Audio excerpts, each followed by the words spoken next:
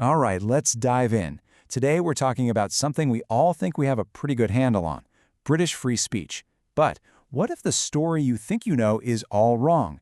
What if it's less about grand charters and brave revolutionaries and more about, well, a series of accidents, political convenience, and power just looking out for itself? It's a fascinating story, so let's get into it. So, let's start with the big question. When you think about the bedrock of rights and liberties in Britain, what's the first thing that pops into your head? For most of us, it's one very old, very famous piece of parchment. And there it is, the Magna Carta. We all learned about it in school, right? Sealed in a field back in 1215. It's the legendary cornerstone of our freedoms, the source of all our rights, including free speech. That's the story, isn't it? Well, nope. Not even close. That idea is completely, decisively wrong.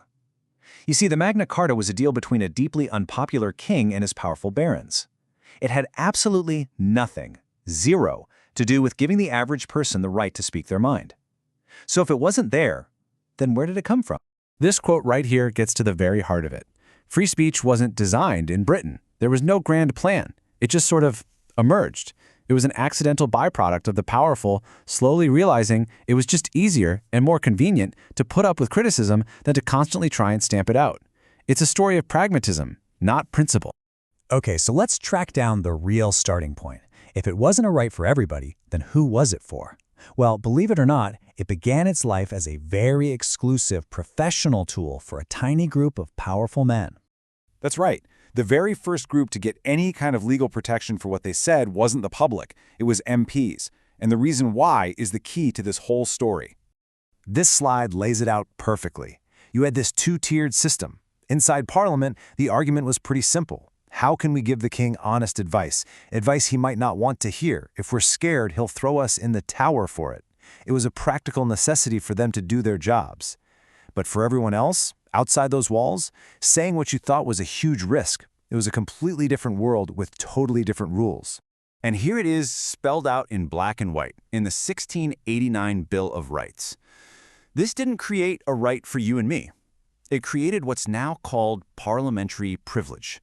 Think of it as a legal shield for a specific institution, not a universal freedom for the public.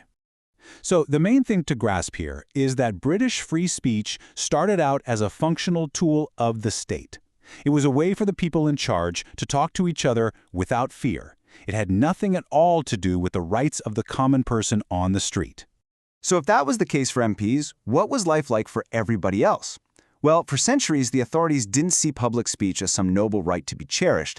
They saw it as a threat, a danger that had to be controlled. And wow, just look at the arsenal of laws they had to control it. You could be in serious trouble for criticizing the government, the church. You could even be prosecuted for just, damaging the reputation of someone important. It was a legal minefield for anyone who dared to have an opinion. Now, you really need to pay attention to this one, seditious libel. This was the government's nuclear option. And here's the absolutely chilling part. It didn't matter if what you said was true. In fact, the old legal saying was, the greater the truth, the greater the libel. Why? Because a truthful criticism was seen as even more damaging to the government's authority. Just think about that. This really sums up the official thinking for hundreds of years. Your right to speak wasn't the default. The default was that your speech was dangerous, and it was only tolerated, if it helped maintain the status quo. It's the complete opposite of how we tend to think about free speech today. So, how on earth did we get from a world of total control to where we are now? This is where the story gets really interesting. The system of control wasn't really defeated in a blaze of glory. It just kind of broke. It failed. This timeline is just fascinating. The printing press arrives, a game-changing technology. Is the state excited? No, they're terrified. Their first instinct is to control it.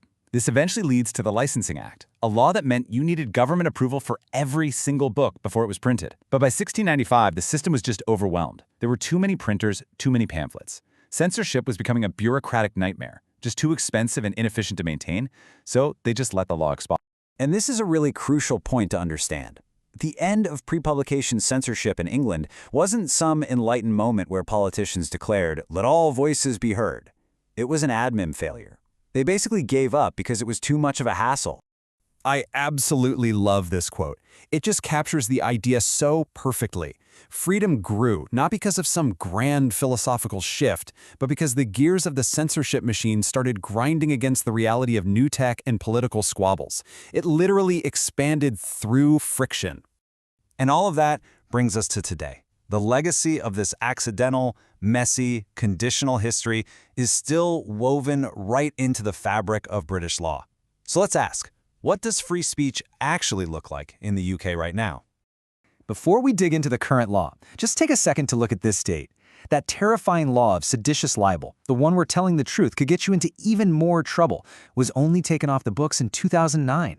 This isn't ancient history we're talking about. This is recent, very recent. Okay, so here's the modern-day protection, Article 10 of the Human Rights Act. This was actually the first time that a broad right to free expression was spelled out in British domestic law. But, and believe me, this is a huge but, the way it's written tells you everything you need to know. Just look at how this is structured. Step 1. It says you have a right to expression. Great. But then come all the exceptions. It says that right can be restricted for national security, public safety, preventing crime, protecting health or morals, protecting the rights of other people. You get the idea. It's a right that comes with a very, very long list of built-in asterisks. And this slide just nails the difference in philosophy. The myth, which is kind of the American way of seeing it, is that speech is free by default unless there's a specific law against it. But the reality in Britain is much closer to this. Speech is tolerated by the state, as long as it doesn't step over certain lines which can often be pretty fuzzy. So if you take away just one thing from all of this, let it be this. In the UK's legal tradition, free speech has never been, and is not today, an absolute, untouchable right. It's always, always a balancing act, weighed against other things the state cares about, like public order, safety, and reputation. And that, of course, leaves us with one final massive question. If free speech isn't a solid foundation but a constant balancing act, who gets to decide? Who's holding the scales and deciding when they tip one way or the other? And that question, right there, is the permanent, ongoing debate at the very heart of the long, accidental story of British free speech. It's definitely something to think about.